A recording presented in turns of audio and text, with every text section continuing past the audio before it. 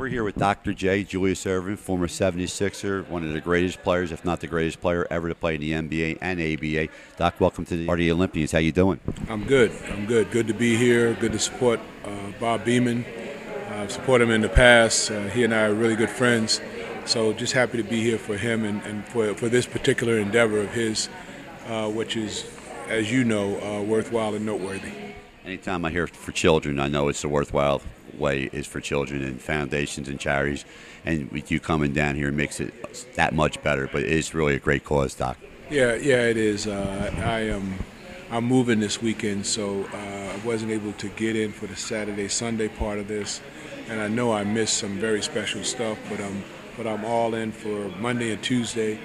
Sometimes with a 4-day event, it's kind of hard to make the whole thing. But if you can bite off a piece and make that work in your schedule, then you got to do it. And as you said, it's for the kids. It's to benefit kids, and maybe in that group of kids, there's somebody who's going to make a difference in terms of the United States in a future Olympics. I agree with you 1,000%. Doc, I'm going to take you back to your playing career real quick, if you don't mind. I know you started out with the Virginia Squires. In fact, George Gervin says hello to you, along with a few other ball players. You were in the ABA. What type of league was that, Doc?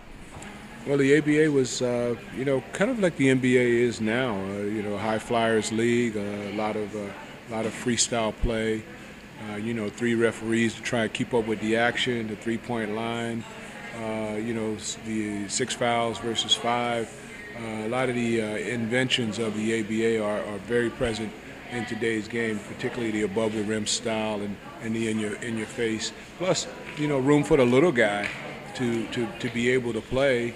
I think the ABA opened that door for a lot of guys, 6'2" and under, to be able to not only play but to excel, because the ABA style spread the court and promoted fast break offense and of course pressing defenses.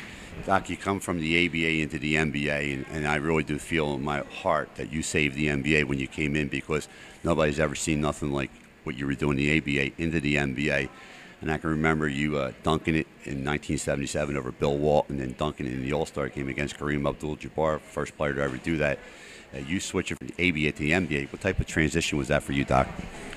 Well, for me, it was very difficult because I went with a different team, and I've always had the attitude I could play ball with any type guys, any team. I can always find a way to be an asset for the team because I know what my style is, and was always a really good rebounder and a very capable scorer, and on defensive end, blocking shots, stealing the ball, that was my thing.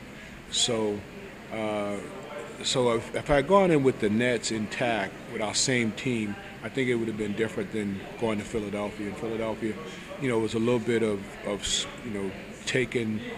doing less to gain more for the team. And we went through that season. We won better than 50 games. We went to the finals of the playoffs before losing to Portland. So I'd have to say it was a successful transition and a successful team.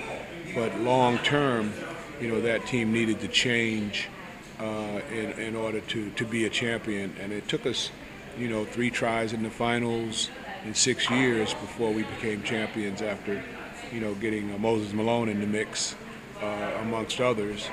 And that was very gratifying. Things happen in their time, not the time that you want them to happen. So coming out of a pro career with, 3 championships and multiple MVPs and thousands, probably hundreds of different teammates who you have lifetime bond with. Now, I know 32 was retired. You took the number 6. I'm just guessing that Bill Russell was the reason why you took number 6?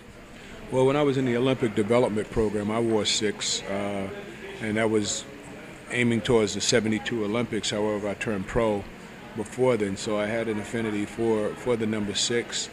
And Bill Russell was always a hero of mine on and off the court.